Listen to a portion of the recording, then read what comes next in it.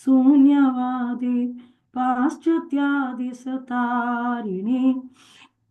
जय श्री कृष्ण चैतन्य प्रभु नित्यानंदा श्री अद्वैत गदाधर श्रीवासादि गौरभक्तवृंदा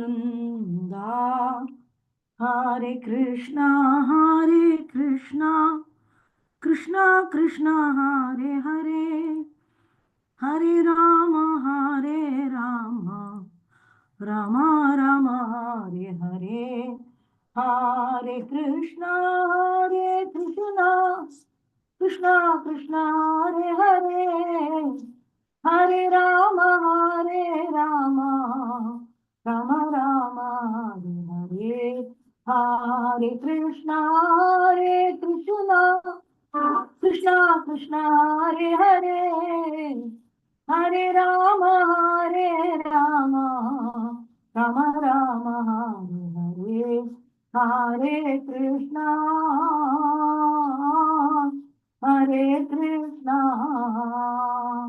कृष्ण कृष्ण हरे हरे हरे राम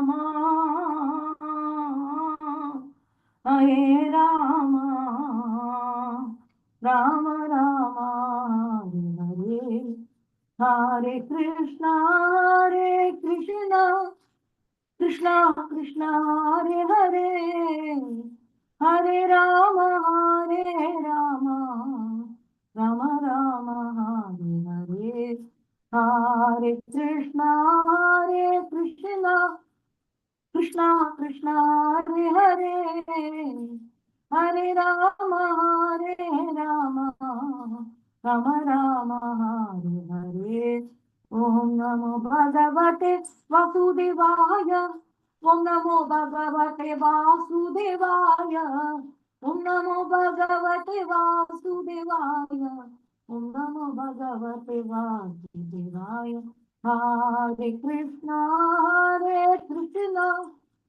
कृष्णा कृष्णा हरे हरे हरे राम राम हरे हरे हरे कृष्णा कृष्ण कृष्ण हरे हरे हरे राम राम हरे हरे जय प्रभुपदा जय प्रभुपदा जय प्रभुपदा जय गुरुदेवा गुरुदेवा जय गुरुदेवा नित्य गौर हरि बोल नित्य गौर हरि बोल Hare Krishna. Welcome to the session on the chapter 1 of Bhagavad Gita. We have very less participants. Other than me, 8 people are there. There is Jivesh. Somebody can take attendance, and we'll see that if they are not coming for a long time, then we cannot take it. Jivesh, kindly take the attendance and check who's regularly absent for the past 3-4 days. We'll see for another 2 days, and we'll see what to do with them. Because I will lose my enthusiasm if this is like this. So it's very important because I'm also sparing my time. I have a lot of service to do. So I think you should also value that. Anyway. I will take Madhu. Okay. From today onwards, let's take for another past 1 or 2 days of fast. 31st I gave you off. Then it was Sunday and all, no problem. Then Saturday, Sunday, anyway, I'm planning to leave you off. 5 days you should be present. Okay. So we have quick things to go through, and then I would like to give you some assignment. I mean, group exercise. So we already finished 15. Till now, what we have seen, can anybody brief?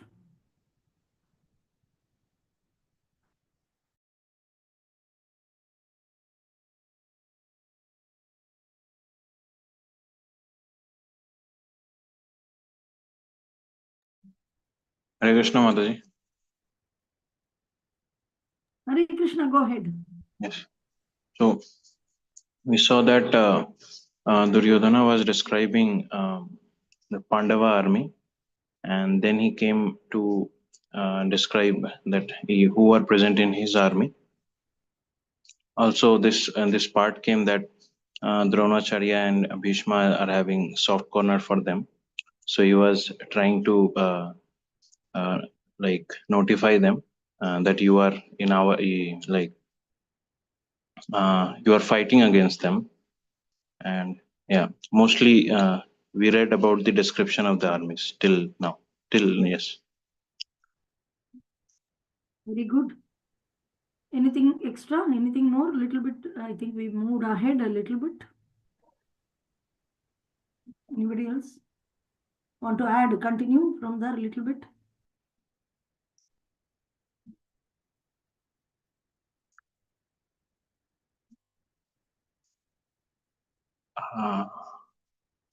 Yeah, go ahead.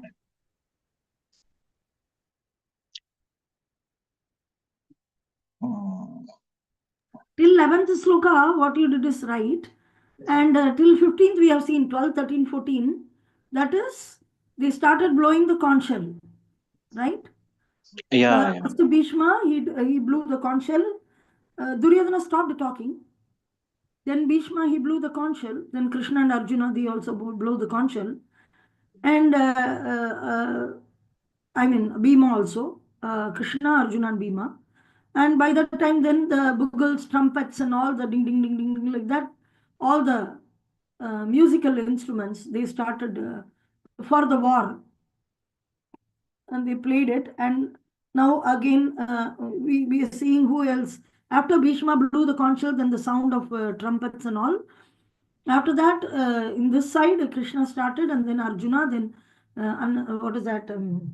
Panjajanyam Rishikesho Devadattam Dhananjaya Poundram Dadma Mahashangam Bhimakarmo Vrikodara. That's what the previous verse we saw.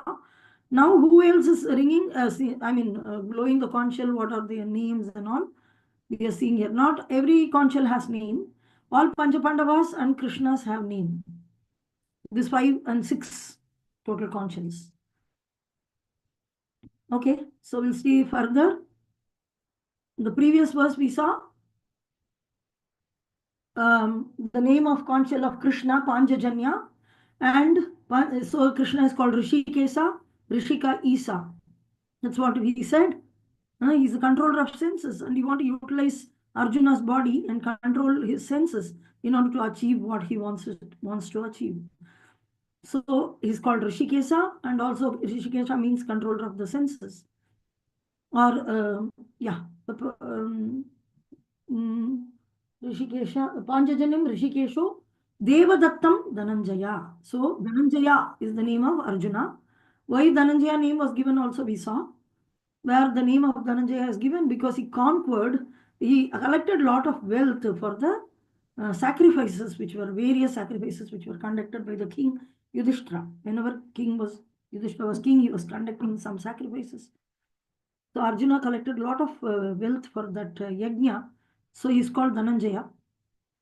So Panjajanyam Rishikesho Devadattam Dhananjaya Poundram Dadmau Mahashankam. Poundram, big conch. Poundram. Bhima Karma Vrikodara. Kya kind of karma he'll do? Vrikodara has two meanings. One is Bhima Karma he'll do Herculean tasks, Bhima. At the same time, he's a voracious eater. So that is what we saw. Poundram Dadmau. Poundram is the name of Bhima's conch. Mahashankau, Bhima Karmo, Vrikodara. So the Vrikodara means voracious eater. So Bhima Karma Vrikodara means voracious eater and performer of Herculean task. And now Yudhishthira and Nakula and Sagadeva also will blow, and other people, let us see who are all there. So kindly repeat after me. Now we are seeing 16 to 18. Ananta Vijayam Raja. Ananta Vijayam Raja. Kunti Putro Yudhishthiraha. Kunti Putro Yudhishthira. Nakula Sahadevascha. Nakula Sahadevascha. Sugosho Mani Pushpakau. Sughosha Mani Pushpakau. Kashyascha Parameshwasha. Kashyascha Parameshwasa. Siganti cha Maharataha. Shikandi cha Maharatha. Drishtadyumno Viratascha. Drishtadyumno Viratascha. Satyakischa Parajita. Satyakischa Parajita. Drupato Draupadeyascha. Drupado Draupadeyascha. Sarvasha Prithivipate. Sarvasha Prithivipate. Saubatrascha Mahabaho. Saubhadrascha Mahabaho. Shangan Datmo Pratak Pratak. Shangandatmo Pratak Pratak.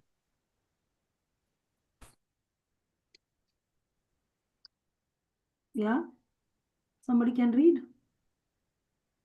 King Yudhishthira, the son of Kunti, blew his conch shell, the Ananta Vijaya, and Nakula and Sahadeva blew the Sughosha and Mani Pushpaka.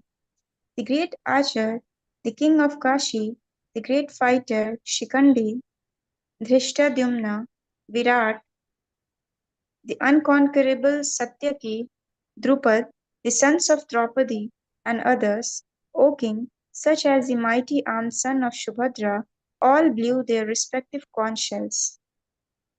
Purport.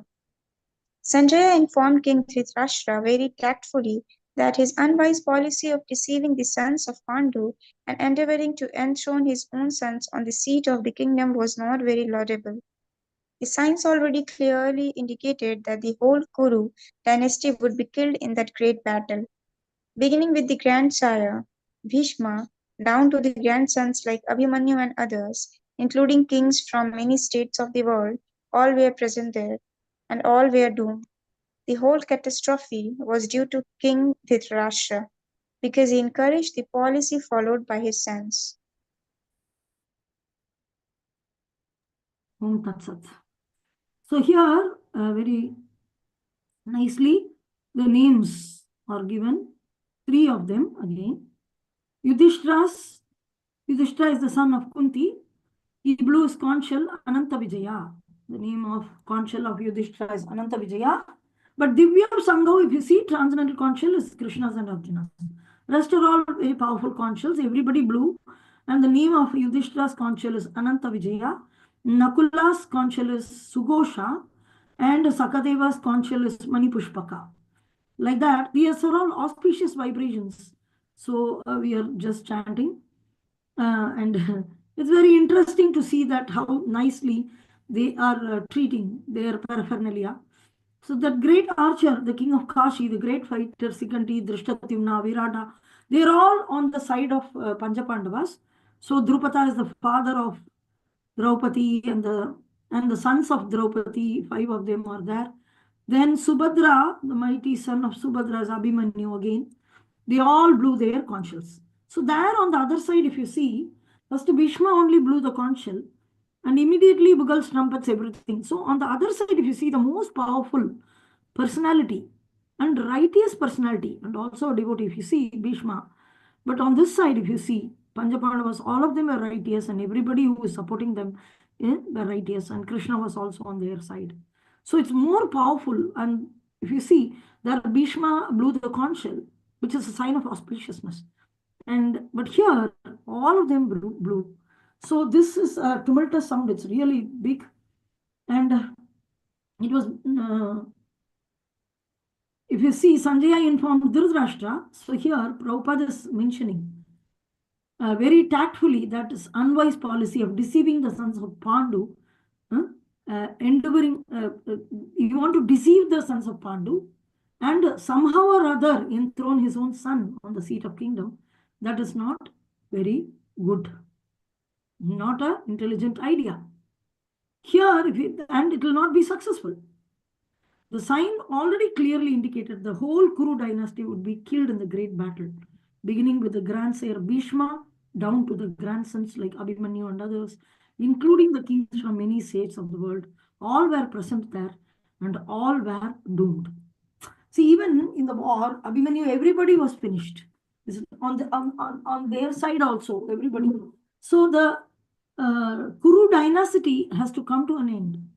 So that is the indication.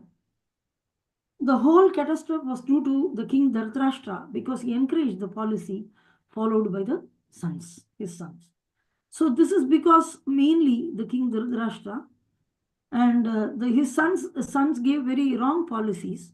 So king need not follow what the son says. The king has to make his own decision based on wise counsel of brahmanas and ministers, well-wishers. So there were very nice counsel. He had the grandsire Bhishma was there, Vidura, who was a very expert minister, he was there. Wonderful brahmanas like Dronacharya and all are there. Under their guidance, he can rule. But he ruled under the guidance of his son. That was the main issue. And the son was totally atheistic and Ashuric. So this was the main issue.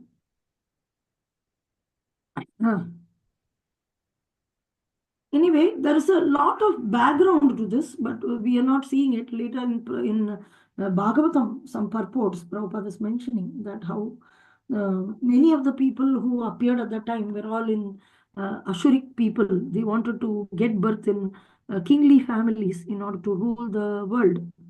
The head, the chief of those asuras was Kamsa. So Krishna totally want to eradicate this team and send them back to their own place.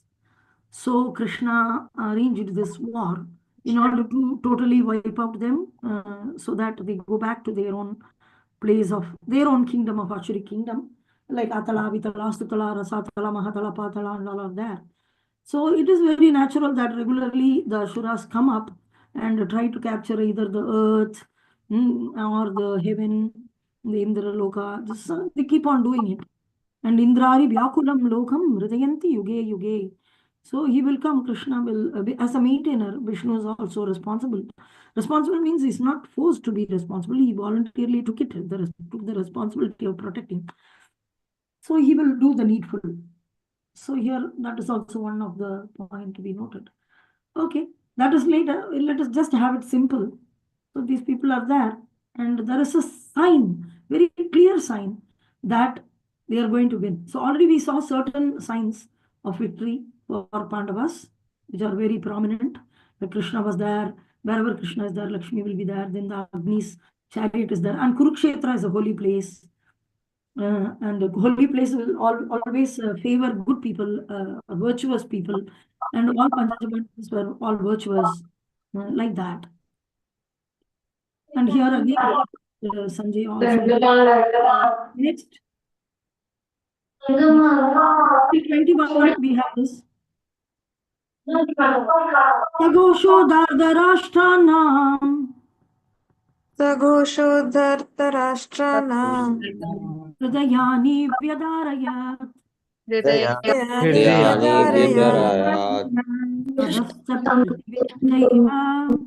Namaschaprithivichaiva Tumulo Byanunadayan. Tumulo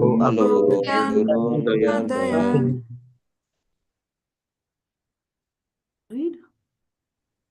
Translation.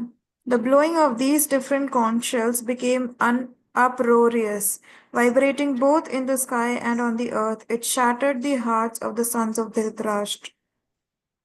Purport. When Bhishma and the others on the side of Duryodhana blew their respective conch shells, there was no heartbreaking on the part of the Pandavas. Such occurrences are not mentioned, but in this particular verse it is mentioned that the hearts of the sons of Dhritarashtra were shattered by the sounds vibrated by the Pandavas' party.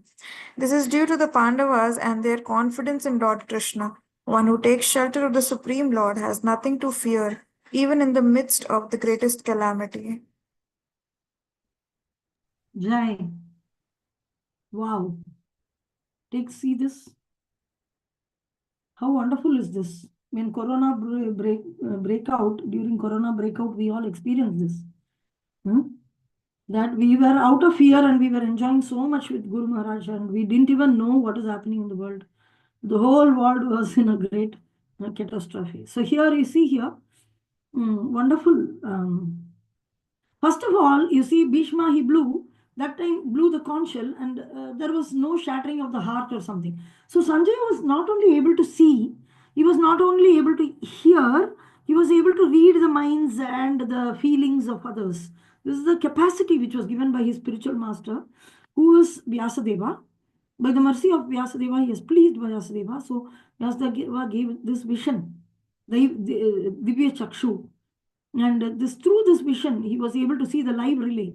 So nowadays we have this live relay and all that using technology, where hundreds and thousands of people are working in order to make something live, cricket match or Olympics or something. And then they transmit it with so many cameras, and then so many setups of antennas are required, and for the retransmission booster, this, that, and all that. And after that, when it reaches our home, there are thousands of people are working on it, and so much money is spent on it. But just by some mantra and a blessing of spiritual master, Sanjay was not only able to see, if you see here in television and all, we have sound wave separately, we have the other carrier wave which takes the picture separately, and then they are all matched and synchronized and all. So all those things were not there. Simply some mantra and blessing of spiritual master, Sanjay was able to sit there, and he was just seeing everything. Not only seeing everything, not only hearing everything. What Dhritarashtra is speaking, also what Krishna is speaking, what Arjuna is speaking, without them bearing a mic. Note the point. And then simply he was able to transmit this message very nicely to Dhritarashtra. And what, how did they feel inside? What did happen within the heart? He was able to see that also. See how powerful is this transmission.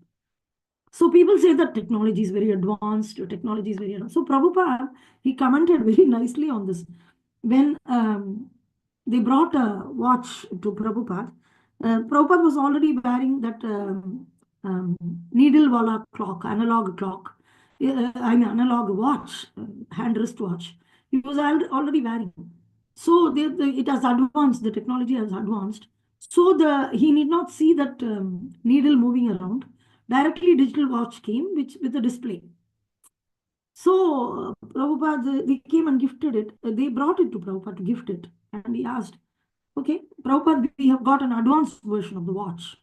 And then he asked, okay, what is that? So it directly displays the time. No, that I'm already seeing. Then they said, if I want to see the minutes and all, what will I see? Because it showed only the hour. Then if I want to see, you just need to press this button to see the minutes. Another time you press, you can see the seconds.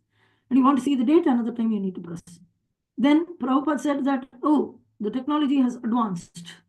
Now I require 2 hands to see the time. Earlier he was just bending his hand like Guru Maharaj used to see within this jacket like this.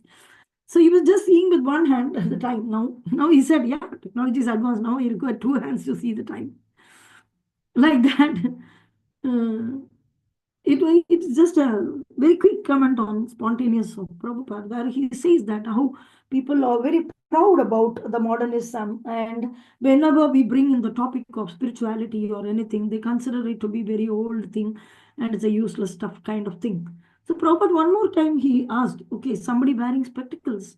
In no time he commented, that means your eyes are not proper. It's a spectacle. They feel that science and technology is advanced. So we are wearing, like, for example, if I'm having a calculator, that means my individual calculating capacity has gone down. Because people earlier, they were just calculating. And people earlier days, they didn't require any spectacles because they were just able to see nicely. Till they were 80 years, 90 years, 100 years, they were able to see, they were able to write. And Krishnadas Kaviraj Goswami and all were very, very old. And he wrote the Chaitanya Charitamrita in his very old age. And he was able to see, he never wore spectacles. So now it has become a fashion. So this handicapped devices are becoming a fashion.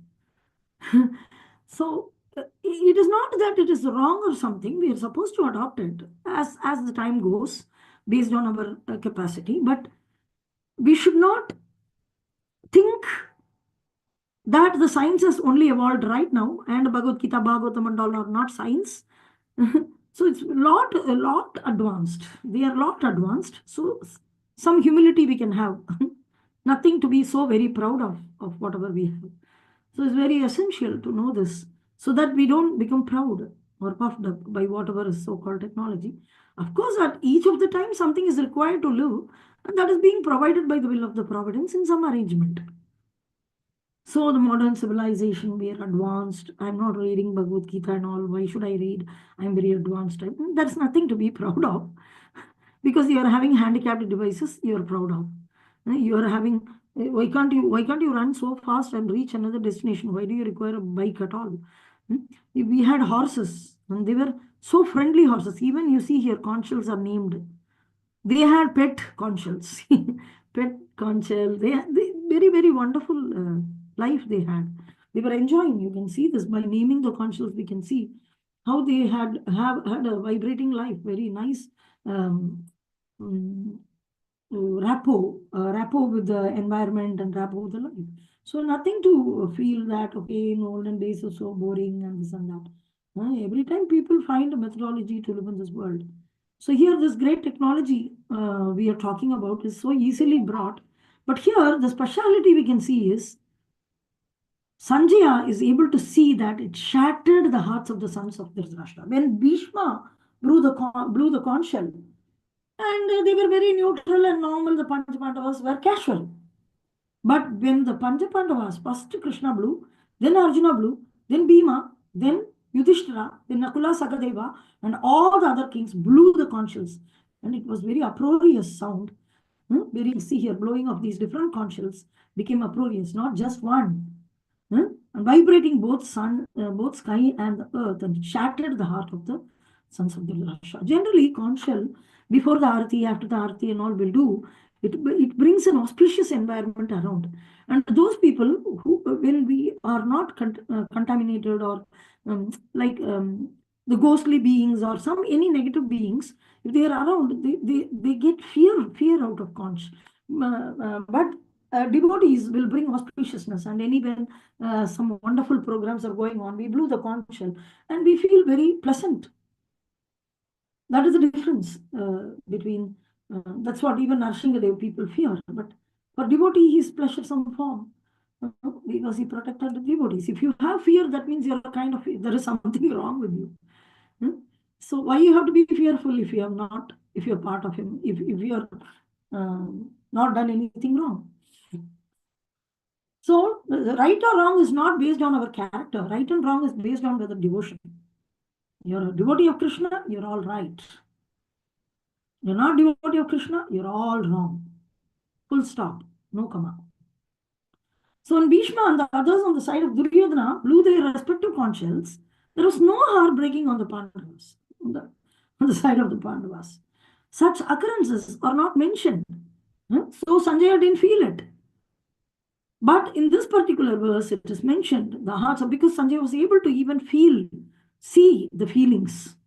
Mentioned that the hearts of the sons of Dhritarashtra were shattered by the sound vibrated by Pandava party. This is due to the Pandavas and their confidence in Lord Krishna. See, avasya rakshibe Krishna. Have a faith that Rake Krishna, Mare Krishna, Rake. Krishna wants to protect, who can kill? If Krishna wants to kill, who can protect? Very wonderful sayings. These are all Gaudiya Vaishnavas in Bengal. Very famous saying. If Supreme Lord wants to protect you, then who can kill you? And if Supreme Lord decides, okay, you have to die, then who can even protect? Like that. And one more place, very nicely, Avasya Rakshibe Krishna. This is given by Chaitanya Mahaprabhu. He says that always remember that Krishna will certainly protect me. He's taking me in the right path. This confidence we should have. I'm always all right if I'm a devotee. My situation is the best situation provided by Krishna. Don't compare with anybody and anything. Just stick back with the lotus feet of Krishna, and you'll see all wonderful doors open for you. So here you see that the confidence, Pandavas never had anything. They were from the forest. The last thing Krishna went as a messenger and asked is 5 houses. Give them 5 houses in some village. Only houses, let them own. Then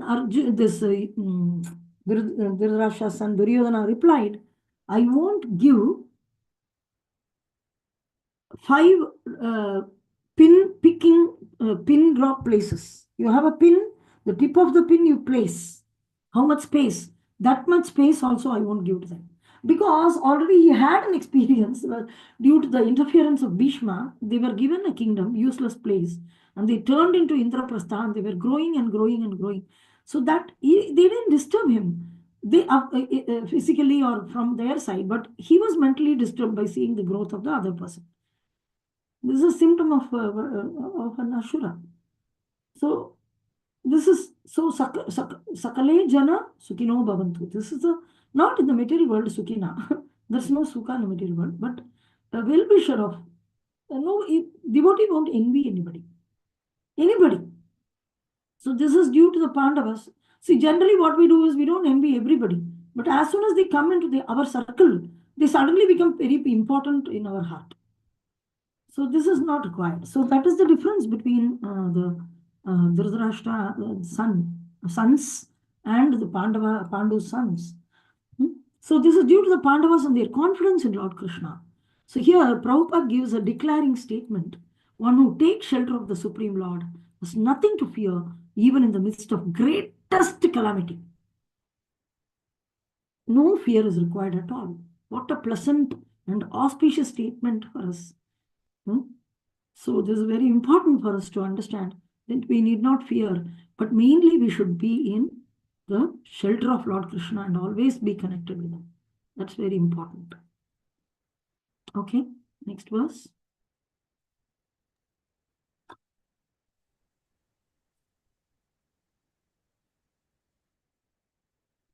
Ata vivastitaam drishtva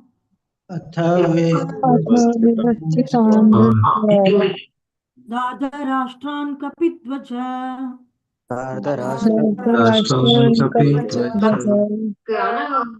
Pravarte Shastra Sampate Sampate Dhanur Uddamya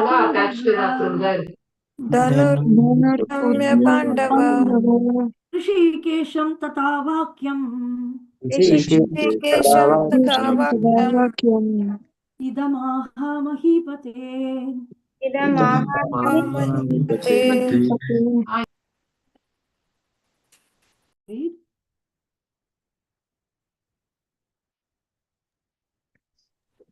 that time, Arjuna, the son of Pandu, seated in the chariot bearing the flag marked with Hanuman, took up his bow and prepared to shoot his arrows. O king, after looking at the sons of Dhritarashtra, drawn in military array, Arjuna then spoke to Lord Krishna these words. The battle was just about to begin.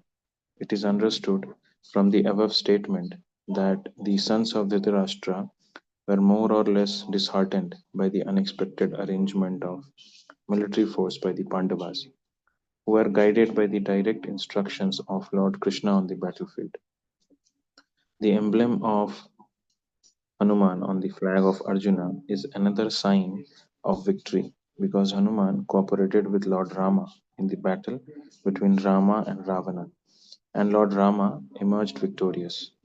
Now both Rama and Hanuman were present on the chariot of Arjuna to help him. Lord Krishna is Rama himself, and wherever Lord Rama is, his eternal servitor, Hanuman, and his eternal consort, Sita, the goddess of fortune, are present. Therefore, Arjuna had no cause to fear any enemies whatsoever. And above all, the Lord of the senses, Lord Krishna, was personally present to give him direction. Thus, all good counsel was available to Arjuna in the matter of executing the battle. In such auspicious conditions arranged by the Lord for his eternal devotee lay the signs of assured victory. Jai Hari Bol. That's it. So again, Prabhupada concludes here that there are signs, there were very many signs which assured victory. And this signs of victory is already predicted, already seen. See, somebody, how war has not happened, how can we say the victory is happening? Because it is arranged by the Lord for his eternal devotee, lay the signs of assured victory. So in such auspicious conditions. So or because Lord is there, Lord knows the past, present, future, and future already decided that they have to win, or the Pandavas have to win. So here, let us see this. So now already what is happening here? Bhishma blew the conch shell, then trumpets and bugles and all happened. Then here all of them blew the conch shell, Panchapandavas, Krishna, Panchapandavas and others. Then their heart was shattered. And before that, Sanjay also assured that how it was uproarious. And then the heart of the sons of Duryodhana were, brothers, Duryodhana and brothers were shattered. At that time, Arjuna, the son of Pandu, seated in the chariot. So Arjuna's chariot already is described that it is given by Agni and it has white horses. Tasya Svetair Hayar Yukte Visa. One sloka. Svetair Hayar Yukte. So Svetahaya is the white horses. And given by Agni, which can run in 360 degrees. It can go in all directions. Not in only front or something. So at that time, so Arjuna, the son of Pandu, seated in the chariot, and he had a flag marked with Hanuman. So it took up Kapidvacha. Kapidvacha means flag. Kapidvacha means, Kapi is another name for Hanuman. Monkey Lord. So Lord, he took the bow and prepared to shoot the arrows. He thought, okay, let me start. So, king, after looking at the sons of Dhritarashtra drawn in military array, Arjuna then spoke the following words. Now, first Arjuna is going to speak now. Let us see what he is going to speak to Krishna. So, the battle was just about to begin. So, the Dhritarashtra's sons were more or less discarded by the unexpected arrangement of the military force of the Pandavas. He thought, who will support them? We have country, we have... Panchapandavas never had anything. They were totally drained out. Nothing was there. Except a little weapons which they collected due to the tapasya during the time of their exile in the forest. But they were very powerful astras. From Indra, from Agni, he got the chariot. Like this, they didn't waste the time during that time. They were associated so very well with Krishna. Krishna left Dwarka and lived with Panchapandavas during the exile in the forest. It's a very wonderful thing that Krishna lived in the forest with him. So it is understood from the above statement that the sons of Dhritarashtra, this is unexpected for them, the military force arrangement, because the Pandavas were guided by Krishna, the battlefield. So the complete minister or guide was Krishna. So other than that, here if you see the emblem of Hanuman on the flag of Arjuna is a sign of victory. Because earlier, Hanuman is the primary person who was cooperated with Lord Ramachandra when Ramachandra fought with Ravana. Prabhupada says that world's biggest two wars we have seen in this earth, the greatest big wars, not World War I, World War II. There are bacha ka khel hai. All children play. What is that? I have a mission, you have a mission, we'll shoot it on top and hide it under the cot. Let us go and hide under the cot. Let us fire the missile. This is cowardliness. So real war, if you see, that was fought when Ramachandra, the world war. It was really a massive war. Ramachandra fought with Ravana. And he was very dominative figure. Ravana was in all the 14 country system. Not just the earth he was capturing. He was capturing everywhere and he was very, very dominative. So Ramachandra was a normal, he appeared in the normal human form. And he just defeated with monkey army, bringing down the proudness of Ravana. So the atheism, when the atheism grows, all the dirtiness comes into spirit soul is covered by that. But the more one takes into devotional service and tries to show affection to the Supreme Lord, automatically all beautiful qualities gradually develop within that particular personality. This is the beauty. So how somebody turns into an Ashura, the same living entity, everybody is part and parcel of Krishna. How some are Asuras and some are demigods and some are pure devotees and some are, how is because it depends on how much you're favorable to your own source. Our source, Om Purnamata Purnamita Purnat Purnamudichyate Purnasya Purnamadaya Purnameva Avashishyate. Even we, as complete part and parcel, we have come out of Krishna and we are part and parcel of Krishna. We are separated part and parcel. We are complete on our own. And our very existence, Guru Maharaj said one sentence, it was very nice. We owe our existence to Krishna. We owe our existence itself to Krishna. You exist because you're his part and parcel. You have life because he is full of life. You're his part and parcel, so you have life. So me, kind of, I am, kind of. We have an individuality and an existence itself is by only Krishna. So this, we are so very connected with him. In so far we are connected with him, we are blissful and we blossom to the fullest. So this is a secret here. These Panchapandavas are blossoming so well. And the other people, they are losing on it because they are moving away from the Supreme Personality of Godhead. Very simple secret. Because Hanuman cooperated with Lord Ramachandra in the battlefield between Rama and Ravana. So Rama emerged victorious. Actually, Rama is a Supreme Lord. He will anyway come victorious, but the credit is given to Hanuman. Here the credit is going to go to Arjuna. So now both Rama and Hanuman were present in the chariot. This is another sign of victory, that Hanuman is in the chariot. Both Rama and Hanuman are there. Lord Krishna is Rama himself. And they both came victorious. Rama and Hanuman came victorious in one big battle, world war. So Prabhupada said Ramayana and Mahabharata, both are war.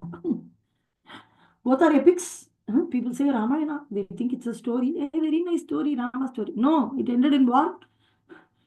And after that, the Dharma was established. And Mahabharata was a war. After that, Dharma was established. What is the Dharma? The Dharma for the current age is Hare Krishna Mahamantra. That war is launched by Lord Chaitanya. But that is a peace and beauty and what do you say? Love, war of transformation. Not war of killing. Not war of showing supremacy of the Supreme Lord, rather than showing the mercy of the Supreme Lord. Now also war is going to happen, but this war is love war. A war of love, where Lord Chaitanya is going to transform the heart of every one of us, who also have Ashuric attitudes and qualities within us. And we all will cry out of love for Krishna. So this transformation of the heart is happening. So every time Supreme Lord comes to establish the Yuga Dharma, so now Yuga Dharma is chanting the holy name of the Lord, Hare Krishna, Krishna Krishna, Hare Hare, Hare Rama, Rama Rama, Hare Hare. So Lord Chaitanya came in order to give us this and to transform the hearts of everybody. And when we chant Nitai Gauranga, Gaura Nitai, their names, the heart even more becomes softer and melts. And it becomes favorable to take up Krishna consciousness. Very powerful names of Gaura Nitai. So Lord Krishna is Rama himself, and wherever Lord Rama is, Hanuman is eternal servant, and Sita, all of them will be there, and goddess of fortune. Therefore, these are all the signs of victory. Arjuna had no cause to fear any enemies whatsoever. And above all, the Lord of the senses, Lord Krishna, was personally Rishikesha, again is mentioned as Lord of the senses. Rishika, Isa. Rishi means senses, Isha means Lord. So Rishikesha is Lord of the senses, is Lord Krishna only. So you should know clearly when it is mentioned Dhananjaya, it means Arjuna. When it is mentioned Vrikodara, then it is Bhima. Like this clearly you should know based on the names. And Krishna Prabhupada is giving a list of names now earlier for Krishna also. Was personally present to give him direction, Krishna himself as Rishikesha. When the senses are going to be Nimitta Matram Bhavasaviya Sachin. He will become an instrument in the hand of the Supreme Lord. So all good counsels were available for the Arjuna in executing the battle. Whatever is favorable, everything is readily present there. Only war is required and victory is to be acquired. That's it. So it's an auspicious condition arranged by the Lord. Nowhere it will be mentioned as the starting of a war is auspicious. But here it's auspicious because Krishna is present. Anywhere Krishna is there, that place is auspicious.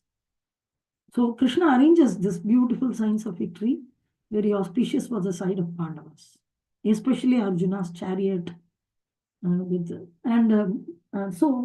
these are all the various signs of victory, which was seen by Sanjaya and told by Sanjaya. Okay. Okay. We'll end with this today, and I want you to do a little homework and come back, or we can have that as a group discussion tomorrow. Okay. Now, what he did, what Arjuna did, he asked to park the chariot.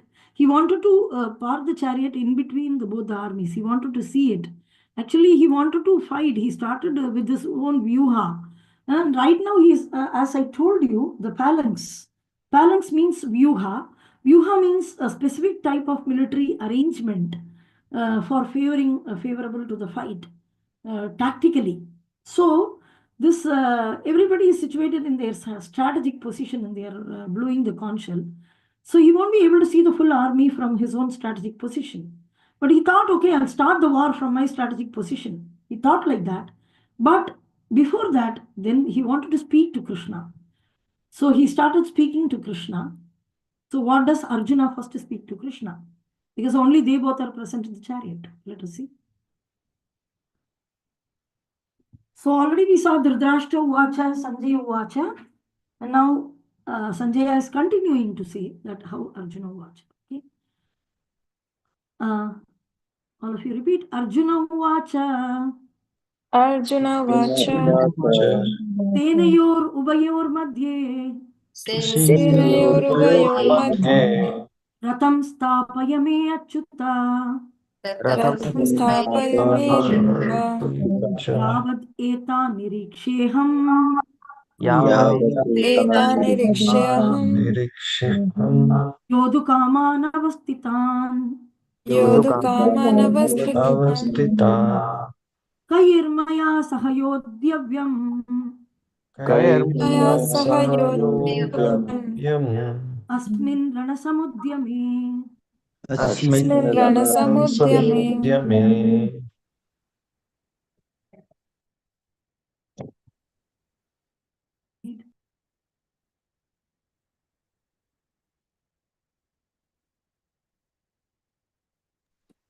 Arjuna said, O infallible one, please draw my chariot between the two armies so that I may see those present here who desire to fight and with whom I must contend in this great trial of arms. Purport.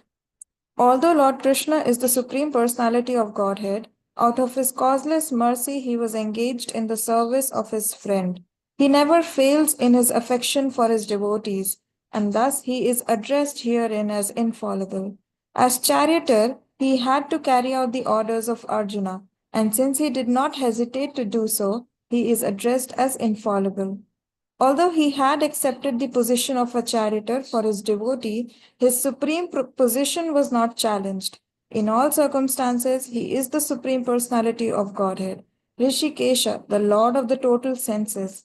The relationship between the Lord and his servitor is very sweet and transcendental. The servitor is always ready to render service to the Lord, and similarly, the Lord is always seeking an opportunity to render some service to the devotee.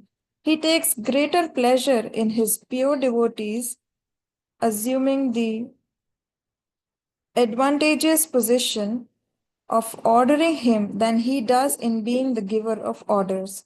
Since he is master, everyone is under his orders, and no one is above him to order him.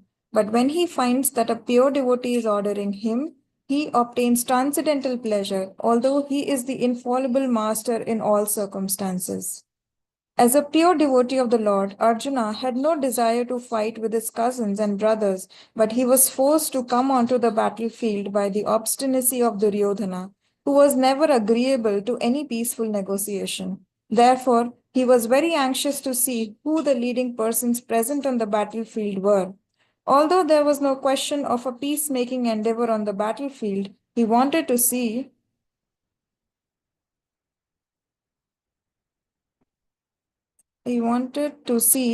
them again and to see how much they were bent upon demanding an unwanted war. Very good, thank you. So, Here, if you see, there are two portions. One is this Senayor Ubiyor Mati Stapam Ratam Stavayame Achyuta. So here, Arjuna is speaking. Uvacha means spoke. Now we'll see regularly Arjuna Uvacha, Bhagavan Uvacha. Earlier we saw Dhritarashtra Uvacha, Sanjay Uvacha. Uvacha means spoke. So Arjuna is speaking first to Krishna. So he's sitting on the chariot, and the driver of the chariot is Krishna.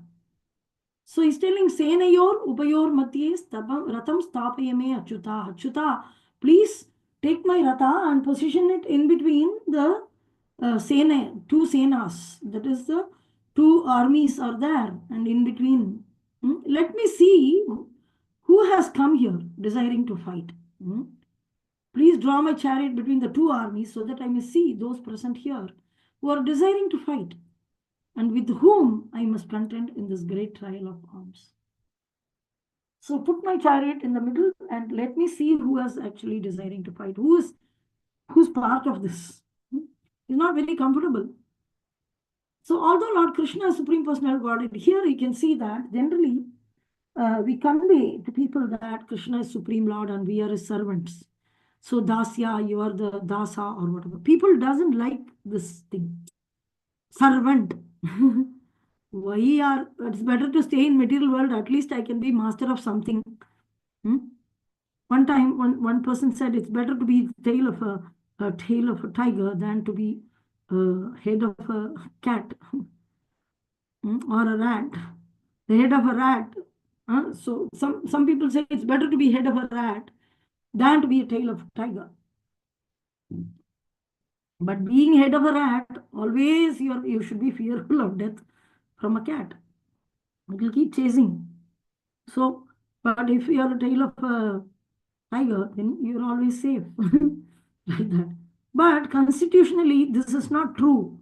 We cannot have these examples because the relationship between Supreme Lord and the Jiva, even though it's said to be servant, to minimum start with, then can be friend, then can be equal friend, and then it can be superior parents, and it can be lower, lot more superior, even though the dasya is a thread which is running from very beginning in each of the relationships. So when you go into dasya rasa, the dasya rasa is the serviteship. This is mandatory. This is part of the spirit soul. Jivera Swarupa, Krishnera Nitya Dasa. And then when you go into friendship, when someone goes into friendship, then the dasya along with friendship will be there. And when somebody enters into vatsalya, there will be dasya, servitorship, plus there will be friendship, plus the parent affection will be there. When somebody went into a lover relationship with Krishna, then dasya will be there, friendship will also be there, and parental affection will also be there, then lover affection will also be there. All will be there inside it, like that. So we should understand that we can go even equal to God and even above God. Prabhupada said that, why do you want to become God? We want to control God. So by love, you can control God. So that controlling of God is what we want. Why do you want to become God? Like that. So our aspiration is even bigger, like that. So generally, when in material world, the servants means it's a perverted reflection. It's the opposite of the spiritual world. So here, servant means it is very inferior. So people think like that because they're ill-treated or whatever. But everybody is a part of some service, and they have to respect. They have to be given respect for whatever they're doing. But material world is full of contaminated spirit souls who are enemies of Krishna. What do we expect ethic here? We cannot expect ethics or respect or whatever good characteristics. So because we are in this world, we may misunderstand the relationship between a jiva and the spirit supreme Lord. So as master and the servant, how it will be. So the best example which we can see here is, this is how it is. See how it is. So here, Prabhupada brings this concept into us. Although Lord Krishna is the Supreme Personality of Godhead, out of his costless mercy, he was engaged in the service of his friend. So who is sitting in the chariot and who is the driver, if you see? The Supreme Lord is the driver. Like we can compare, Prabhupada sometimes compare with mother and child. the mother keeps on serving the child doesn't mean that she is paid servant of the child. She serves the child out of affection. Same way, we also keep serving Krishna. It is out of affection. It is not out of we are getting some salary or recognition or whatever maintenance. Not because of that. Naturally, that mother has natural affection. Nobody is paying the mother for taking care of the baby, but she keeps on taking care of the baby. So these are all the symptoms. You see, in our life, our mother has cooked us so many items. She has taken care thanklessly. We don't even care. We don't even give any recognition. But she keeps on doing. Even till today. If you talk, she'll ask, did you eat? Did you sleep properly? Like that. So this is natural. There, in the same way, the devotee is naturally attached to the Supreme Lord because we are part and parcel of our whole. Supreme Lord is our whole, our source. So here you see the relationship. Although Lord Krishna is the Supreme Personality of Godhead, out of his costless mercy, he was engaged in the service of his friend. He never fails in his affection for his devotee. It's called Bhakta Vatsala. That is a quality. And thus he is addressed herein as infallible. As charioteer, he had to carry out the order of Arjuna. And since he did not hesitate to do so, see here, who's ordering? Ratam stapayame achyuta, senayor ubayor matye. Ratam stapayame achyuta. Achyuta, please, can you do this? Then Achyuta is taking the chariot in the middle. You can see a very beautiful picture when you get the printed book of Bhagavad Gita. You can see the beautiful, mighty armies on center, the middle, beautifully Krishna and Arjuna and the chariot. Very, very like eagle-eye viewpoint painting, very nice painting. As charioteer, he had to carry out the order of Arjuna. Since he did not hesitate to do so, he is addressed as infallible. Although he had accepted the position of a charioteer for his devotee, his supreme position was not challenged. Oh, he became servant of Arjuna. No, not like that. Now Arjuna is the master and Krishna is servant. No, always Arjuna is the servant, always Krishna is the master in eternal constitution. That doesn't mean that he won't do the menial service of affectionate service to his devotee. In all circumstances, he is the Supreme Personality of Godhead, Rishikesha, the Lord of total senses. So the relationship between the Lord and his servitor is very sweet and transcendental. Not in this material world only all this kalanga is there. Oh, you're great, I'm great, lust, greed, envy, anger, comparing with each other and trying to pull others' leg, and all this contaminated, dirty characters. All these are part of enviousness of Krishna.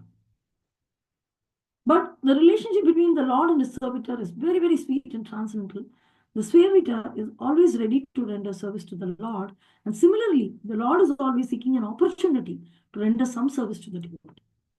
That's why he's called Bhakta Vatsala. He takes greater pleasure in the pure devotees, especially not with all devotees, but with especially pure devotee, assuming the advantageous position of ordering. So who can order? Not, okay, I'm a devotee, let me order Krishna to drive my car. We cannot do that. But because pure devotee, and they have already in the position of friendship, achieved the position. So he can tell. And so everybody in the whole universe, everyone, even the sun and the moon and stars, everything is moving. The sun is moving every day, rising and setting on the fear of Krishna, on the order of Krishna. Everyone is under his orders. And no one is above him to order him. But as soon as he finds a pure devotee is ordering him, he obtains transcendental pleasure, although he is the infallible master in all circumstances. He didn't say that, hey, I'm Supreme Lord, you're ordering me, huh? He didn't say that. He immediately parked the chariot in between both the armies. As a pure devotee of the Lord, Arjuna had no desire to fight with his cousins and brothers, but he was forced to come onto the battlefield by the obstinacy of Duryodhana. So Arjuna really didn't have any desire to fight with his cousins or brothers, but somehow he was forced into the battlefield because Duryodhana was brought this situation. He was never agreeable to any peaceful negotiation. Therefore, he almost want everybody, all this Panchapandava, dead. And if they live, they should not have anything. They should be in the forest. Therefore, He was very anxious to see who the leading person present in the battlefield, where. He wanted to see, Arjuna wanted to see who and all has come, how they have arranged. Somebody would have, like Vidura, he didn't participate. He walked away and he went to pilgrimage. And Balaram, he didn't participate. He decided, I won't participate. Because he was the Gada teacher of Duryodhana. And then anyway, he didn't want to play a part. So he just left. So in this way, some can choose to not to be part of it. So Arjuna really wanted to see who are the leading persons present in the warfield. Although there was no question of peacemaking endeavor in the battlefield. He wanted to see them again, how much they are bent towards demanding the unwanted war. He really felt it's unwanted. But it's a jabardast, it's a by force he was put into this situation. Okay. So, of course, next verse is nothing but Krishna's going and parking. Let me see who have come here to fight fishing. Can we finish this one also before Krishna starts speaking? Krishna doesn't speak a lot here in the first chapter. Krishna just gives one word, look at the army or whatever. From that, another topic starts. Okay.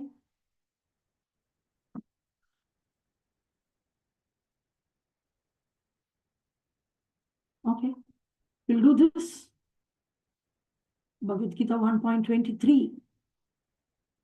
Yotsyamanam abekshegham Avikshayaham etetra samagata ya etetra samagata dardarashtrasya durbuddhir Dhritarashtrasya durbuddhir yuddhe priya chikirshava. yuddhe priya chikirshava.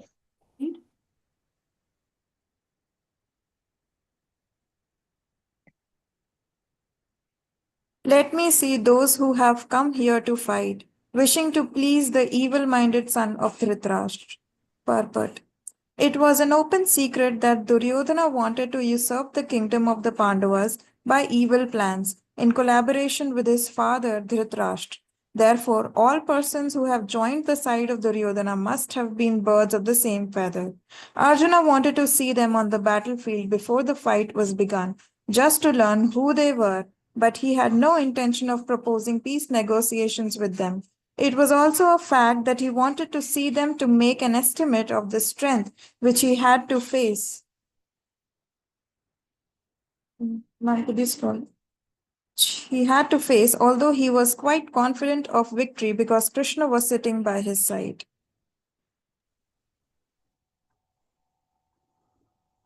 Jai. So he is telling that, okay, let me see. Dhardarashtrasya durbuddhir. Yuddhe priya. They like, he liked the war. So this Dhardarashtra is Dhritarashtra's sons. So let me see who have come to fight, wishing to please the evil-minded son of Dhritarashtra. He wanted to see the opposite army, not only to see who is with the Dhritarashtra and Duryodhana, all of them joined, who and all have joined. They all are Ashuric in nature. They have joined him, who and all have joined him. Other than that, he also wanted to just have a survey, estimate the strength which he need to face. He has to face. So he was not fearful of facing. He was a great warrior and he was very, very well trained and the most favorite student of the Dronacharya. Dronacharya had many students, Yudhishthira and everybody, but Karna was indirectly his student, but Arjuna was the most favorite student of Dronacharya. So very, very powerful. So he's not cowardly and all that. He is a Kshatriya and he would like to fight and all, no problem. But he didn't want unnecessarily, the war will create unnecessary trouble in the society. So he thought better to avoid it. But whereas even Krishna wanted the war because the world has to be ruled by only devotees and not by non-devotees. That is the will of Krishna. How expert are you in providing material comfort to the citizen is not the one which will decide somebody has to be king. But how one is keeping the citizens without mental and physical worry, basically to speak with, and give them dharma of the liberation from material bondage is said to be the real king. So here, if you see, Arjuna wanted to see them in the battlefield before they learn how they were, but he had no intention of proposing peace negotiation with them. There's no chance now. It's too much. So, but he is very confident. He is not cowardly. He want to estimate it, but also he was very confident that Krishna is there with him. So surely, because Krishna is there, victory will be there. Okay, thank you very much. Any questions? There is a nice comment by Om Govinda Rai Prabhu. Ravana is the Dwarapal of Vaikuntha, so powerful. Yes. Sisupala Kandavakra. Ravana and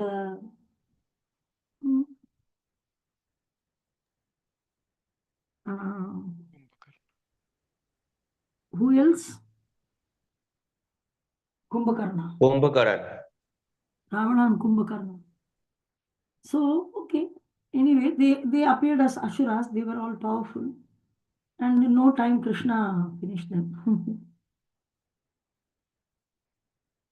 He wanted a chivalry war. Krishna wanted to just play fighting with someone. So he wanted qualified people. In the material world, everybody is like insects. One cannot have a great wrestling match with an insect. The insect will die in no time. Come, let's wrestle. And you can take a mosquito. Come, let us wrestle. So an equal person is required. So from Vaikuntha, these two personalities were appointed by the Lord. Not from Vaikuntha. They are not from Vaikuntha. They are from Svetatviba, which is the, it's also Vaikuntha within this material world. Kshirodhara Sai Vishnu is there. So from there they came here and they had, okay. Any questions or comments? Shailesh said Kumbhakarna. Ravana and Kumbhakarna, Sisupala and Tandavakra, Hiranyakashipu, Hiranyakshaka. So there were two doorkeepers in Vaikuntha, Jaya and Vijaya. They came here to fight with the Lord, to give a good fight to the Lord as powerful Asuras. So in every life they challenged the Supreme Lord. Good. Any other questions, comments? Already everybody slept. Only Sakshi was reading and reading and reading. One lady awake. And of course, Om Govinda Rai and our dear Jeevesh, Sailesh was active. Others, are you there? Say Hare Krishna. Om Govinda Rai, Hare Krishna. Hare Krishna. Sumedha, Hare Krishna. Hare Krishna, Mataji. Ah, there only. Abhishek, Hare Krishna. Hare Krishna, Mataji. Ayan Mandal.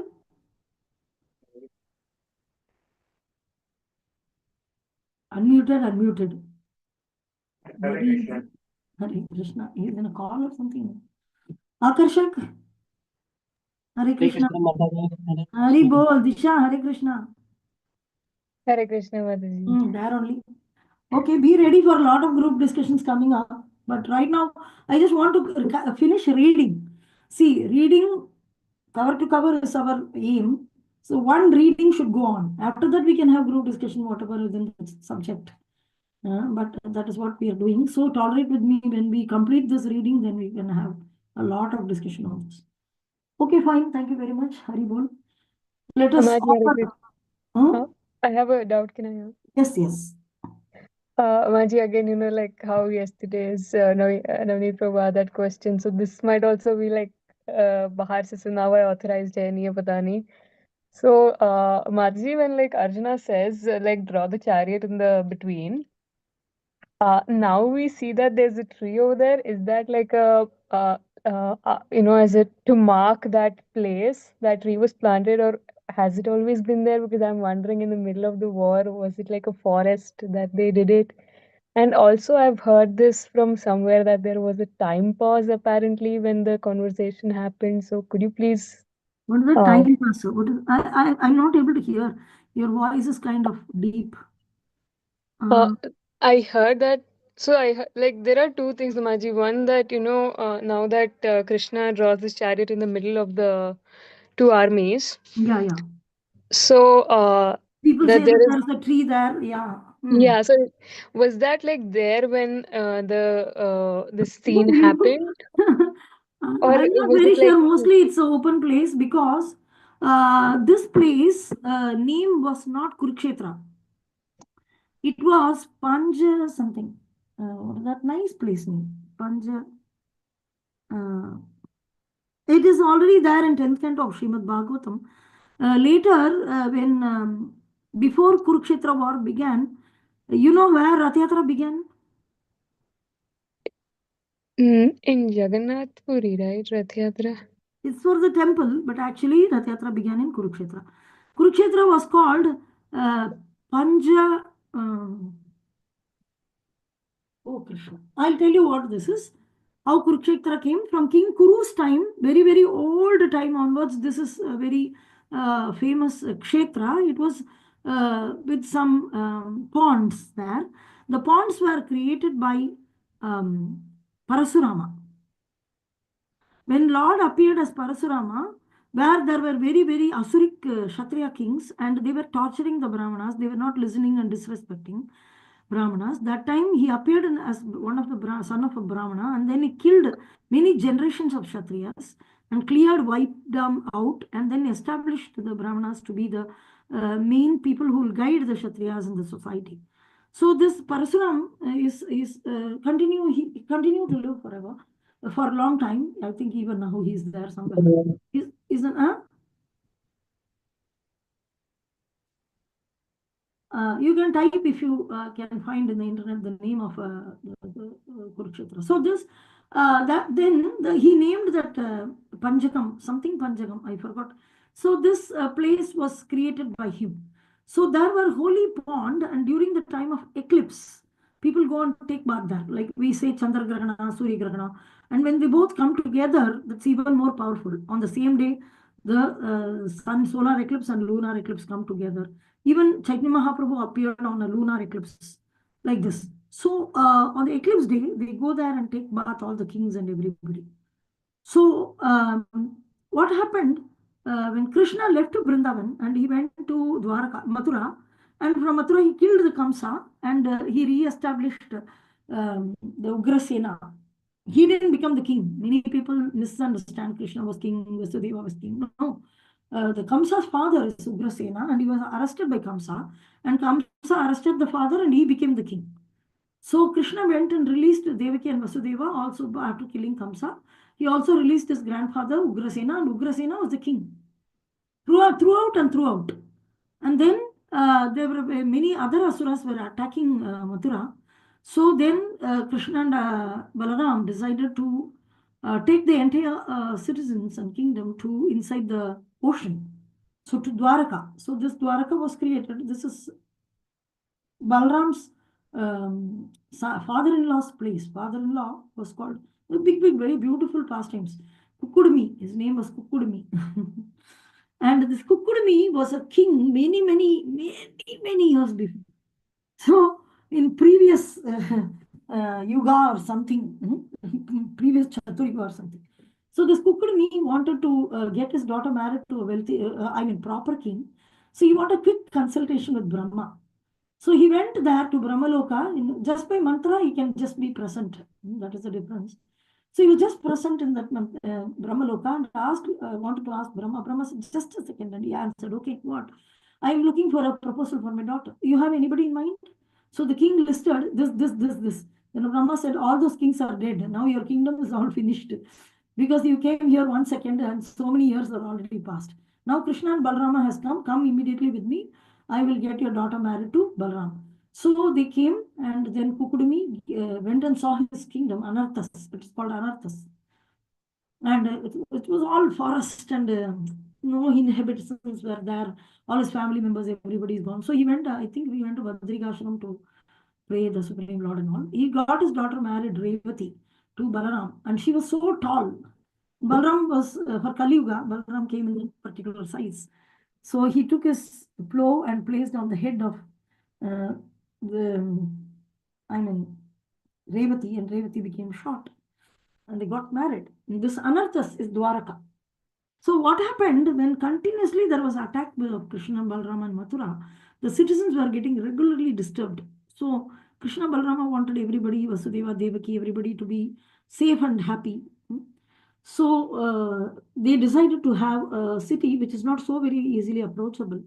So when Balram saw that this Anarthas is still there, his father-in-law's place, so he thought, why can't we go and inhabit it? And then Krishna immediately created a overnight. They brought the entire Mathura people into this place, and Krishna brought the entire spiritual world's Dwaraka into this place and established 16,108 palaces for his queens, assembly hall, everything was arranged in one night. And then he brought the Mathura Vasis. In their sleep only he brought them. Next day they woke up there in Dwarka. See how nice it is. That is, he's not even a king, he's a prince. These two princes, Krishna and Balram, even if somebody wants to live in a kingdom, they should live with prince like this, handsome two young men roaming around like maddened elephant in the street with broad shoulders and handsome, smiling at everybody and loving and affectionate. Oh, what is not there in them? So these two brothers, that is why when we see, and then, oh, where and all I went. And then, so they were in the Dwaraka, and the Brajavasis, they were missing Krishna so much, and they were always day and night crying, Yashoda. All the Gopas, Gopis, everybody, even the cows and all, they don't graze, they become so thin. So that time they came to know that there is an eclipse, and all the kings are coming to the Balram's, that Parasurama's holy place, that Kurukshetra place, in order to take bath. So they decided we'll also go because Krishna is coming. Brajavasis, they decided, let's also go to that Kurukshetra place. That's not a war field actually, it's a Dharma Kshetra. So let us go there to perform this. We'll also take bath in the holy pond and let us meet Krishna. So in this way they went. There were various tents which were there. And the form of Krishna and Jagannath, Balram, Subhadra also happened there only.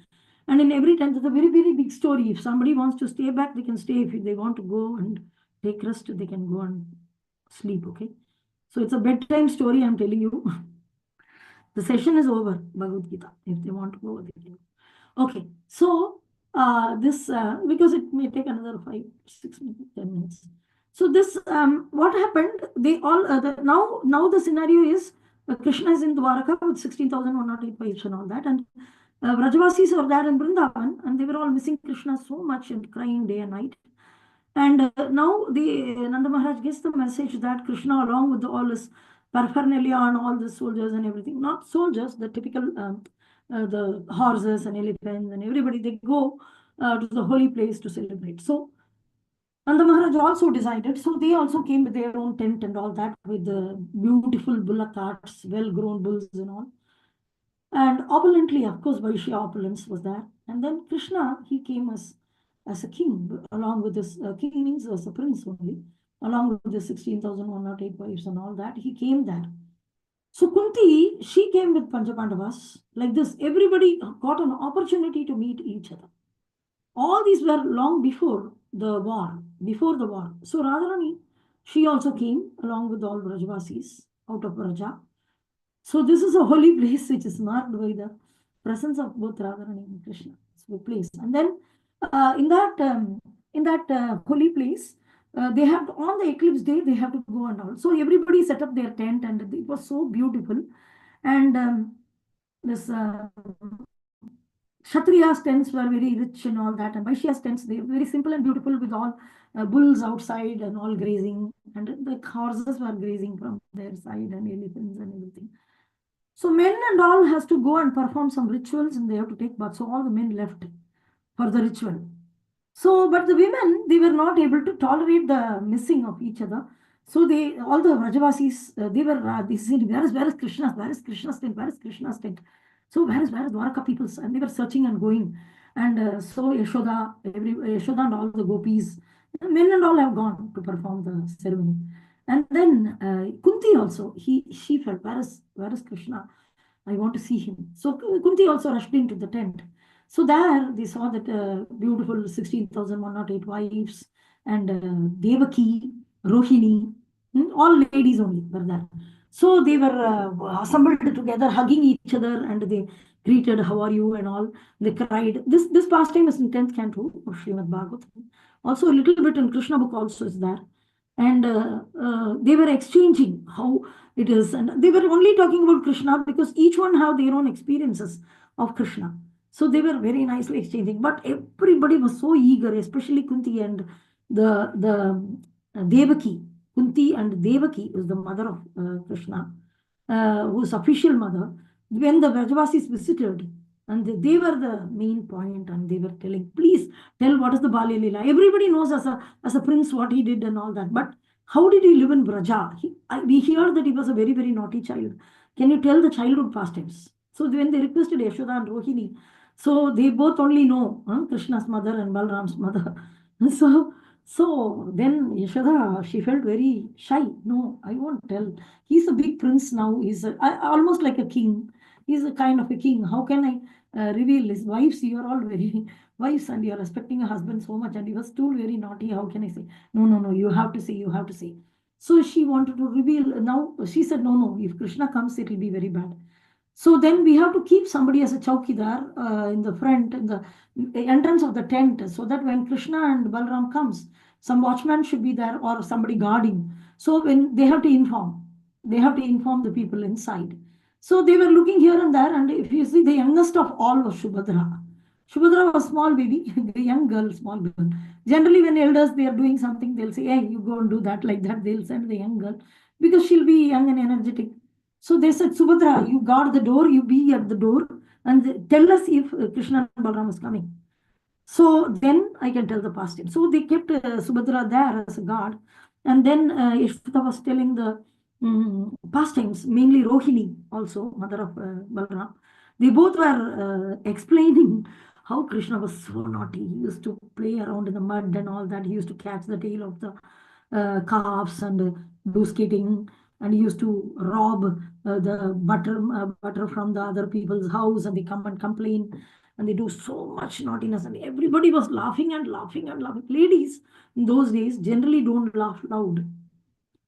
But now they forgot themselves. The bodily concept, we are above bodily concept when we enter into the Krishna consciousness. This is natural because we are living entity by nature. So they were so much heavily laughing and laughing. And each of the incidents were narrated very nicely by the director, scene participated and relished, and with great love and affection, dear devotees. They were not describing it with ears, nose, and eyes, and with some psychological manipulation masala they didn't add. Krishna by himself is all attractive, his activities are attractive. We need not add some masala to enhance and manipulate somebody. Everybody's a spirit soul, everybody will get attracted to Krishna. This is so natural. Only thing is we need to kindle it by reminding them of Krishna. That's it. So the same way, so beautifully, nicely explaining. So then Subhadra, she was so curious. Why I am standing here? Why should I stand in the door? I want to hear.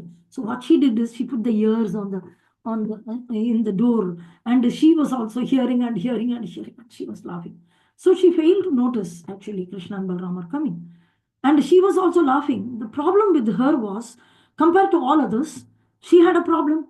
What is the problem? Everybody can laugh loudly. But she cannot laugh loudly.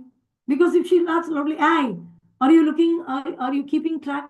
Or are you listening here? Like that, they'll ask. So she was more near to the door and she was hearing that what she was more interested in that than actually really doing her job of watching the Krishna Balaram. So she wanted to laugh and laugh and laugh, and so much she got laughter, but she cannot laugh out loud, and by controlling her, she became like a teddy bear. Just, it's a symptom. It's called Kurma Avastha. Kurma Avastha means it's an ecstasy. It's a stage of Bhava. Even Lord Chaitanya attained it once. He became like a tortoise, like that. All the limbs of the body will either shrink or they will expand. Very, very long. So another time he became very long. Various symptoms. So this is called Kurma Avastha. This is an ecstasy and it's such a bliss. So she became like a teddy bear and she was like laughing and so much love. She was laughing inside and without any sound. So she became like a teddy bear and she was in ecstasy totally hearing this. And all of them were laughing loud inside. And Krishna and Balram came, saying, hey, Subhadra, what happened to you? What happened to you? And from inside the tent, they are hearing big, big laughters. Then they also wanted to hear, hey, kya hota hai yaar? Let listen. So they both were listening in the door. And when they were hearing their own pastimes. And especially described by Yashoda and Rohini, who are very, very dear to them. Hearing that, they also felt like laughing and they felt ecstasy hearing that pastime. And they cannot also laugh loud, then these ladies will stop it. So they also attained the Kurmavastha Bhava and they also became like teddy bears. So like what Jagannath Baladev Subhadra Mai ki jai. They manifested there as Jagannath Baladev Subhadra Maharani, just outside the tent. Then the ladies were talking, they forgot the time went on and on. Then suddenly somebody told, hey, what happened? Yeah, by now it is finished. How long it is? Subhadra, no sound. Then they ran and saw all Jagannath, Baladev, Subhadra, Krishna, Balaram, and Subhadra were like teddy bear dolls, and they were full. The smile was so big till the ears, and they were controlling. The heart was laughing, and in that way they have gone into ecstasy. So immediately the Brajavasi said, you cheater Krishna, you left us and came now, you cannot be with. Actually, it is written very nicely that Krishna took them into a private place and he asked them how you are. I'm remembering all old times and all that. Very decent that. But there is also pastime that this is how they took him. He immediately came into the consciousness. And then they took him, he took aside them, Brajavasis, and how are you? How is everything in Vrindavan, this, that, and all old friends. Alumni meet is happening. And then he's saying, they say, come back to Vrindavan. And they say, you, all three of you. And what they do is, first they make one chariot, and in one of the chariot, they push Balram on, push him, pull him and push him. And he has not come out of full Kurmavastha. Little bit hands have come out. The legs have not come out. Like that, in half conscious state, they push him on top of the Rath. And then they push Subhadra, then they push Jagannath, and all the three Ratha, they were pulling towards Vrindavan. They took them to Vrindavan from Kurukshetra. And when some Rajvasis who didn't come, they saw that and they were running here and there to make arrangements for beautifully serving this Lord. And they were kept very nicely and fed and fed and fed. They were giving so many items. Everybody was cooking and feeding these three people and dressing them. And they were doing maddened service. If you see very elegant service when it is to Radha Krishna deities and all. When it is to Jagannath's service, if you see, it's very maddened way of service, especially the way the Jagannath is pulled from his altar into the Ratha and the way the Pandas are behaving and all that. There are separate Pandas for doing that, and Gundicha is considered as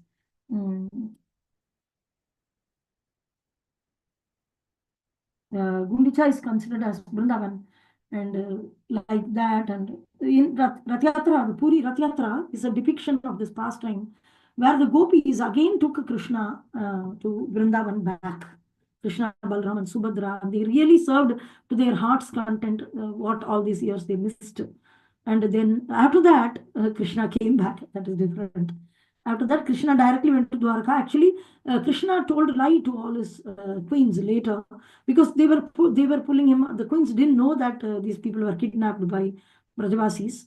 So Krishna told that I'm going to Kunti. I'm not feeling well because I took bath in this river, in this not river, the pond. So me and Balaram got some cold and all. Subhadra, we got cold. So what we are doing is we are going to Kunti's place, which is Hastinapura, which is nearby, and we are taking some rest and we are coming back to Dwaraka. All of you go back. So he's sending all the Dwaraka queens alone back to Dwaraka. And of course, Kunti goes. Kunti knows everything, but she goes to her kingdom. Of course, he comes back and eats some food in Kunti's. He didn't tell lie. He comes back and eats some food in Kunti's place, and then only he goes to Dwaraka back. This is the actual story, but this is the depiction which is done in Rath Yatra Puri. So already this holy place is very, very auspicious, where the Kurukshetra war field is empty ground. If I assume right now it would have been a city, like how Chaitanya Mahaprabhu's time it was different. Now Mayapur is a little different. The Ganga took course and Vrindavan. How during Krishna's time and what is now, it's all city with buildings and buildings and buildings. So it may change over a period of 5,000 years is too much for a tree to grow. So we cannot just judge based on what we see after 5,000 years. We just need to see by the two chakshu. One is Guru is giving, the acharyas, they give us a vision, and also the scriptures. So Guru, Sadhu, Shastra, they give us the vision. With that vision we see. We don't see by physical items which are around us. Like that, we see Mayapur, there is nothing, some village and some huts, some pots and some cows grazing here and there and some fields, greenery. This is what we see. We don't see the eternal Sankirtana Yajna which is going on even in Srivas Thakur's house, even today in the night Lord Chaitanya is doing Kirtan there, but we are not able to see. Thank you very much for asking that question. So this Kurukshetra was already a Dharma Kshetra. It's a holy place, but because they didn't find a empty field, a big empty field, they chose this. This is my understanding. Prabhupada also telling in many places that this field was chosen. So I assume it to be an empty field. Otherwise, with the trees, there may be some trees here and there once in a while. But Bhima will pluck it and throw it, and there was Hidumba who came, Bhima's son and all. So I don't think there was trees and all that too much, but there was some ponds and all. So horses has to rest. Camping is to be around. They have to camp in the night. They have to rest in the night. There was medical team. There was food cooking team. All this part of the army for both the parties. So there are many arrangements to be made. So like that. Is it okay? Yes, Radhaji, thanks a lot for narrating the entire pastime. Maji, so another question. Like you said, Krishna Balram say that, they are sick and they went to Indraprasth. Is that a depiction of Snan Yatra we see Yes, now yes. that the Lord is sick? And Yes, same. oh my They God, tell wow. lie. Actually, they tell lie that we are Okay. sick because they have to ask permission from the wives to run to Brindavan. Now they are supposed to go. So they send a message saying that we are not feeling well, so we're going to Kunti's house and taking Mausi. Kunti is Mausi. So there is in Jagannath Puri, Narendra Sarovar, Mhm. that is said to be the Mausi's house, where Kunti temple is there. Very beautiful temple there. Mhm.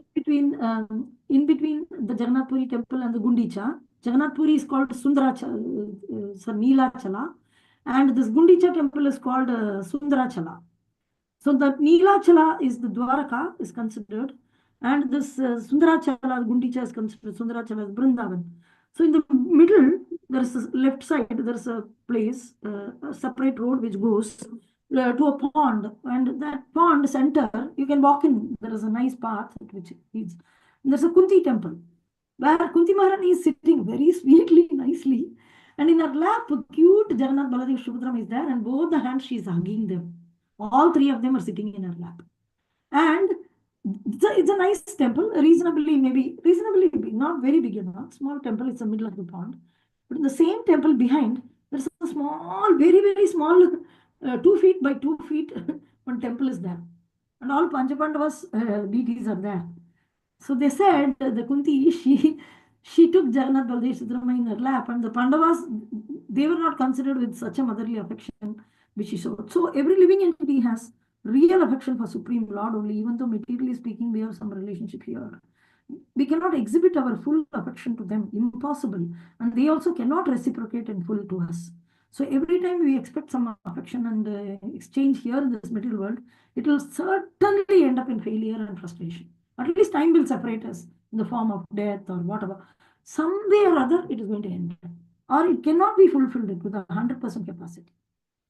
Only with Krishna. So she is having very beautiful Kunti Maharani with 3 kids in the lap, whereas the 5 children are put in the outhouse kind of thing on the outside of her temple. They were there like that. It was nice. It was a very, very nice place. Jagannath Puri is full of mystery. It's a very, very sweet place. We really wanted to have a yatra there. The devotees were asking, our team only was asking for a long time. And we are also very fond of Jagannath Puri. Jagannath Puri has many transcendental secret pastimes, unlimited secrets are there. Very interesting place. So it's Snana Yatra only is depicting that he's getting fever and all that. And then he is leaving And when he comes back, you know what happens? That Lakshmi's servants, they break the chariot. You told that because what will happen? Krishna will go to Vrindavan and then telling that he is going to Kunti's place. Of course, he'll go to Kunti's place, eat, and then come back to Dwaraka. But they will have this spice, no? Spy. This they will, of course, every kingdom has spy. So the spies will see the three big raths are standing outside Vrindavan. Generally, Vrindavan is a place of Vaishyas. There won't be Ratha. Big cities like Mathura, Dwaraka, and various places, there will be Ratha. So here the Ratha so they identify it to be the like car is standing outside the girlfriend's house kind of thing. So they go and report to the Rukmini and all the queens like your husband is not gone. He told he's going to Hastinapura, but he has gone to Vrindavan. And we saw the chariots there. So Lakshmi Devi, when they return back, so this also same pastime is depicted in Puri. When the Ratha Yatra returns back, the Ratha is broken into pieces by Lakshmi's servants. So and Lakshmi Devi comes out and she says that how dare you do this to us? Why did you go there? What is so great in Vrindavan? Like that, she argues and then she lets, with the respect, because Balram is coming first, she'll let the Balram inside the temple because elder brother respect she sends. And when Subhadra comes, okay, small girl, no problem, she'll send inside her. But when Jagannath comes, she'll stop him in the door. I won't allow you inside. And all Lakshmi's servants will break the Ratha into pieces. And then Lakshmi Devi will go inside and shut the door. And then one small window will be open. From that, Krishna and Rukmini will argue. And then at last she'll say, okay, next time I won't do this and all that, something he'll tell. And then he'll enter there. This Pandas will play the drama from both sides. And they will let them enter here. A very nice pastime. Every year, the Ulta Rath Yatra, this pastime happens in Puri. Okay, thanks a lot, Maji. So this was, like you also say, it's very mysterious. I always find these, ye kya hota hai, and Ulta Rath Yatra, I never understood. So I think now I understand that Snan Yatra is when Lord takes the bath and, he's saying he's sick, and that the pastime that happens in Kurukshetra. Yes. And then being in Gundicha is like, he spends 1 week in the Gundicha temple, right? Yeah. So that's I think like or 10 days or something, 9 days, 11 days, I don't know. I think okay. 11, not sure. 11 days. So the time he spends in Gundicha is like the time he spends in Vrindavan. Yes. Oh, okay. And when he returns, this pastime with Lakshmi Devi happens. Yeah, she's at the doorstep of Jagannath temple and she'll do all that. She'll scold and she'll run here and there, decorating very nicely herself. And then she'll go inside. She'll allow Balram, she'll allow Subhadra. Then when Jagannath comes, she'll stop and then she'll scold and she'll go inside and close the door. And there is a small window through that some conversation. There will be one panda who will be carrying not one. There is a set of pandas who will carry Lakshmi, and there is a set of panda who will carry Jagannath, and they both will argue. Not argue. Krishna will ask forgiveness and my dear wife and all that pacifying statements. Then she'll open the door. Then Jagannath goes inside. Thanks a lot, Mataji. I think understood. Maji, one thing you were explaining how the earlier name starting with P, I believe, is now Kurukshetra. How did that happen exactly? The renaming, it just renamed Not by renaming time. from Kuru Kshetra. Kshetra means a place of Kuru. So that is from very beginning it is there, but it is Parasuram. Parasuram, after killing the kings, he will wash the hands and he will create some ponds to purify himself. So it's very powerful that ponds are, and it is during the time of eclipse, men are supposed to go there and do some ritual and take bath. That was part of the tradition that time. Okay. So the very purifying ponds were there. I'll tell you if I can search in internet. I can tell you the name right now, but I'll tell you tomorrow or something. I'll put it in the group. There Yeah. is also Huh? Hare Krishna, Mataji, there is also another story related to ancestor of Pandavas and Kauravas, Kuru, who's done some tapasya. Yajnas. Yeah, Yes, yes. yajna. Yajna, big yajnas were done by Kuru families. Many people have used it for various purposes, for very auspicious activities. Yes, yes, Kuru, their dynasty did many, many yajnas there. Yes. And whoever is killed in the war would attain. I mean, I mean, they would. Something is there. That I don't know, but because Yeah. Prabhupada is writing that in this war, everybody attained spiritual world because Krishna was present. They all saw Krishna. So one time, if anybody sees Krishna, they won't have any more rebirth. So everybody got liberation because while dying, they saw Krishna. So this was the reason. This was the reason Prabhupada is telling. He's not telling that whoever is dying in this place will go to what, Janasloka? I don't know how authorized it is. It is a Dharma Kshetra, it is mentioned here, but nowhere in Prabhupada's books it is mentioned that who dies there will go to Janasloka. Anybody who dies in a war will go to according to rules, will go to Janasloka. That is Krishna's telling. Not in this war field, in any war field. Not only Kurukshetra. In any war field, if a Kshatriya, if he is not showing his back and running, if any arrow is in the front chest, then he will go to Janasloka and enjoy and then come back because he has given the life for the particular purpose as a Kshatriya. That is not Kurukshetra alone, any place, any war. That's what Krishna is telling. We'll see that. Krishna will tell to Arjuna, if you win, you will get the kingdom. If you lose, you will get the heavenly pleasure. If you lose, if you die in this warfield, you will get heavenly pleasure. If you win, you will get the kingdom here. What is the big deal you fight like that? So anybody who is a Kshatriya, according to the rules, if he fights in the, according to Manu Shastra, not current wars where you take a gun and run and then you hide and shoot. you don't even show yourself in front of the enemy. Sometimes people are sitting in some Delhi or some other place and they have a remote control and bomb, they press a button and the bomb blasts somewhere else. These are not chivalry. So people laying their life in front is different. So that is the war that time.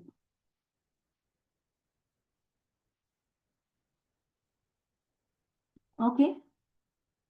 Well, let's meet tomorrow.